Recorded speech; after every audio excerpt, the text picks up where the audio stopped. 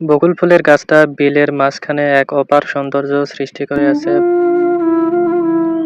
এই সেচ পাম্প থেকে ওই যে দেখা যায় দূরে বকুলতলাটা। এই হচ্ছে বকুল। এর আগে আমি আপনাদের একটা ভিডিও দেখিয়েছিলাম বকুল ফুলের ঠিক ওই দিকের একটা জায়গা। এখন আমি আপনাদের দেখাবো সেই বকুল ফুলের গাছের তলায়। তো চলুন ওইদিকে দেখে নেওয়া যাক। এই যে এই জায়গাটা আমি আপনাদের দেখাছিলাম একটা ভিডিওয়। এখন আমরা যাবো হচ্ছে ঠিক বকুলতলার এই যে বকুলতলার নিচে। এটা হচ্ছে বকুলতলায় যাওয়ার রাস্তাটা। আর এটা হচ্ছে ওখানে একটা বটের গাছ।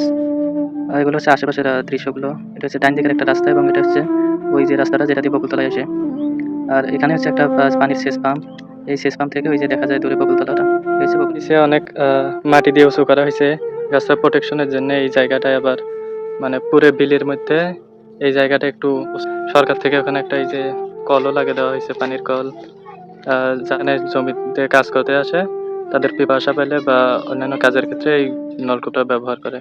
বকুল ফুলের গাছটা বিলের মাঝখানে এক অপার সৌন্দর্য সৃষ্টি করে আছে এবং এই গাছটা দেখতে প্রতিদিন অনেকে আসে এবং এসে ভিড় জমায়। এই যে গাছটা আপনারা দেখতে পাচ্ছেন, এই ফলগুলো দিয়ে আমরা ছোটবেলায় অনেক খেলা খেলতাম এবং এই ফলগুলো হাতে ঘষলে লাল রং হতো এবং এই ফলটা খাওয়াও যায়, বেশ সুস্বাদু। এই হচ্ছে বকুল ফুলের গাছটা, যা অনেক ডালপালা এবং ঝোপঝাড় দিয়ে ঘেরা। এই ডালগুলো অনেক আঁকাবাঁকা, যা দেখতে অনেক সুন্দর এবং নজর কাড়া।